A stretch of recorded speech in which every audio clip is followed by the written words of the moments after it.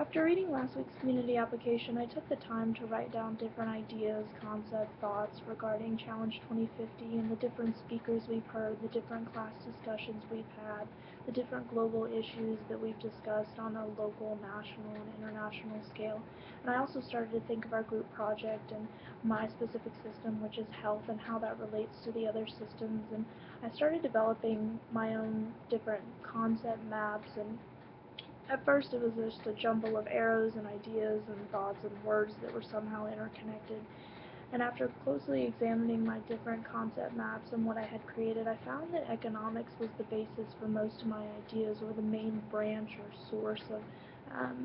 source of information, and how I think we can best solve the Challenge 2050 crisis. So here is my concept map, and we have Challenge 2050 at the top, and as I just discussed, I have the economic system at the top. And again, I put the economic system at the top because in the end I think everything comes down to money and how much governments and global leaders in countries are going to want to spend, and how much they're going to need to allocate to create sustainability efforts, to create environmental efforts, as well as food, social, and health efforts that'll sustain a population of 9.6 billion people by 2050.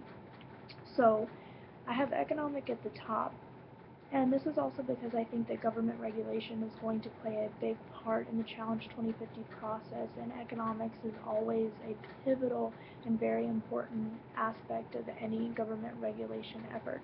So that's mainly my thoughts when it comes to having economic at the top.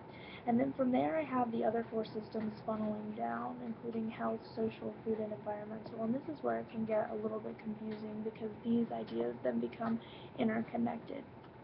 So when it comes to health, different issues that I have written down include malnutrition, hunger, as well as disease and water. And I also have water under environmental because I think water can be considered both a health and an environmental issue relating to scarcity, and also related to the idea of developing countries not having clean water, in addition to the lack of resources related to water.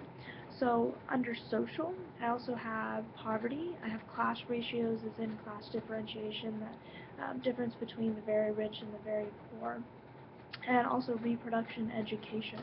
Now, if you notice, I have health and social are directly interconnected, and that's because I believe social issues are directly linked to health issues. Most of our health issues are social issues and are related to a lack of education, or a lack of knowledge, or lack of trust in our healthcare industries.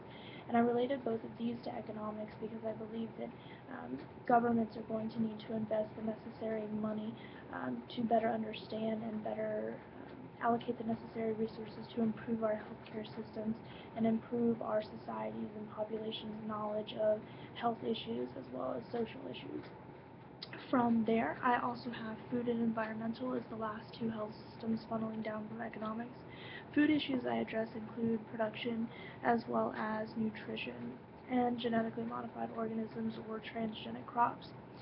I have production relating back to health and hunger because I believe that if we can develop sustainability and agricultural policies related to food production and how to properly use GMOs and our agricultural resources available to us to create better food production sustainability efforts, that we can address the issue of hunger and malnutrition. I also have under environmental resources, sustainability, water, and energy. And I have resources and nutrition connected under environmental and food. Again, this is because I believe if we can find and harvest and allocate the necessary resources, we can better produce our food and our agriculture to meet the growing demands of a growing population. And also, environmental issues related to energy and sustainability are also economically related. You have to allocate the necessary resources and the necessary technology to better understand our environmental issues and to develop the tools to solve these crises. So my concept map mainly revolves around economics and how to best allocate the necessary resources, and how economics funnels down to those other systems. Again, all the systems are interconnected, but my concept map revolves mainly around economics.